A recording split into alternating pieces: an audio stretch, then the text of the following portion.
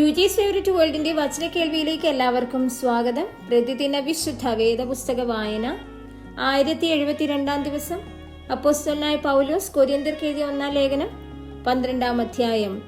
സഹോദരന്മാരെ, ആത്മീക വരങ്ങളെക്കുറിച്ച് നിങ്ങൾക്ക് അറിവില്ലാതിരിക്കരുത് എന്ന് ഞാൻ ആഗ്രഹിക്കുന്നു. നിങ്ങൾ ജാതികളായിരുന്നപ്പോൾ നിങ്ങളെ നടത്തിയതുപോലെ ഊമ വിഗ്രഹങ്ങളുടെ അടുക്കൽ പോക പതിവായിരുന്നു എന്ന് നിങ്ങൾ അറിയുന്നുവല്ലോ. ആകയാൽ ദൈവാത്മാവിൽ സംസാരിക്കുന്നവൻ ആരും യേശു ശപിക്കപ്പെട്ടവൻ എന്ന് പറകയില്ല. പരിശുദ്ധാത്മാവിലല്ലാതെ യേശു കർത്താവ് എന്ന് പറവാൻ ആർക്കും കഴിയുകയുമില്ല എന്ന് ഞാൻ നിങ്ങളെ ഗ്രഹിപ്പിക്കുന്നു. എന്നാൽ കൃപാവരങ്ങളിൽ വ്യത്യാസമുണ്ട്, ആത്മാവ് ഒന്നത്രേ.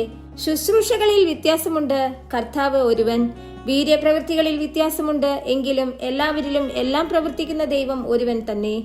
എന്നാൽ ഓരോരുത്തന് ആത്മാവിന്റെ പ്രകാശനം പൊതുപ്രയോജനത്തിനായി നൽകപ്പെടുന്നു.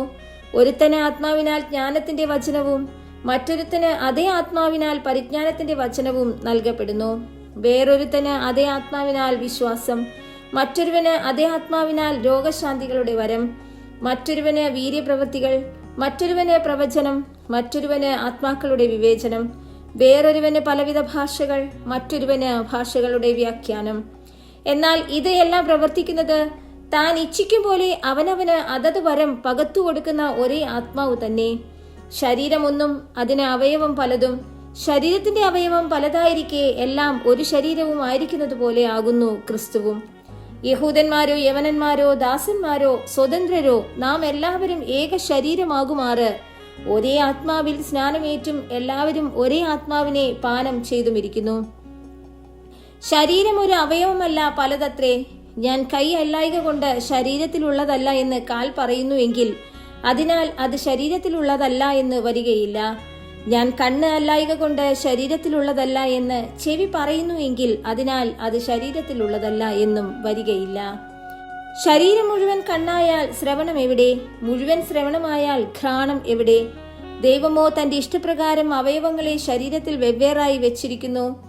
സകലവും ഒരു അവയവം എങ്കിൽ ശരീരം എവിടെ? എന്നാൽ അവയവങ്ങൾ പലതെങ്കിലും ശരീരം ഒന്ന് തന്നെ. കണ്ണിന് കൈയോട് നിന്നെ കൊണ്ട് എനിക്ക് ആവശ്യമില്ല എന്നും തലയ്ക്ക് കാലുകളോട് നിങ്ങളെ കൊണ്ട് എനിക്ക് ആവശ്യമില്ല എന്നും പറഞ്ഞുകൂടാ.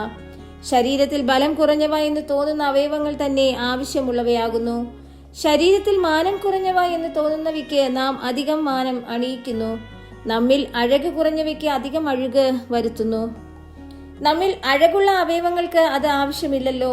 ശരീരത്തിൽ ഭിന്നത വരാതെ അവയവങ്ങൾ അന്യോന്യം ഒരുപോലെ കരുതേണ്ടതിനായി ദൈവം കുറവുള്ളതിന് അധികം മാനം കൊടുത്തും കൊണ്ട് ശരീരത്തെ കൂട്ടിച്ചേർത്തിരിക്കുന്നു. അതിനാൽ ഒരു അവയവം കഷ്ടം അനുഭവിക്കുന്നുവെങ്കിൽ അവയവങ്ങളൊക്കെയും കൂടെ കഷ്ടം അനുഭവിക്കുന്നു. ഒരു അവയവത്തിന് മാനം വന്നാൽ അവയവങ്ങൾ ഒക്കെയും കൂടെ സന്തോഷിക്കുന്നു. എന്നാൽ നിങ്ങൾ ക്രിസ്തുവിന്റെ ശരീരവും ഓരോരുത്തൻ വെവ്വേറായി അവയവങ്ങളുമാകുന്നു. ദൈവം സഭയിൽ 1-ാമത് അപ്പോസ്തലന്മാർ, 2-ാമത് പ്രവാചകന്മാർ, 3-ാമത് ഉപദേഷ്ടാക്കന്മാർ ഇങ്ങനെ ഓരോരുത്തരെ നിയമിക്കുകയും പിന്നെ വീര്യപ്രവൃത്തികൾ, രോഗശാന്തികളുടെ വരം, സഹായം ചെയ്യുവാനുള്ള വരം, പരിപാലന വരം, വിവിധ ഭാഷാവരം എന്നിവ നൽകുകയും ചെയ്തു. എല്ലാവരും അപ്പോസ്തലന്മാരോ, എല്ലാവരും പ്രവാചകന്മാരോ, എല്ലാവരും ഉപദേഷ്ടാക്കന്മാരോ, എല്ലാവരും വീര്യപ്രവൃത്തികൾ ചെയ്യുന്നവരോ? എല്ലാവർക്കും രോഗശാന്തിക്കുള്ള വരമുണ്ടോ? എല്ലാവരും അന്യഭാഷകളിൽ സംസാരിക്കുന്നുവോ? എല്ലാവരും വ്യാഖ്യാനിക്കുന്നുവോ? ശ്രേഷ്ഠവരങ്ങളെ വാഞ്ചിപ്പിൻ. ഇനി അതിശ്രേഷ്ഠമായ ഒരു മാർഗം ഞാൻ നിങ്ങൾക്ക് കാണിച്ചു തരാം.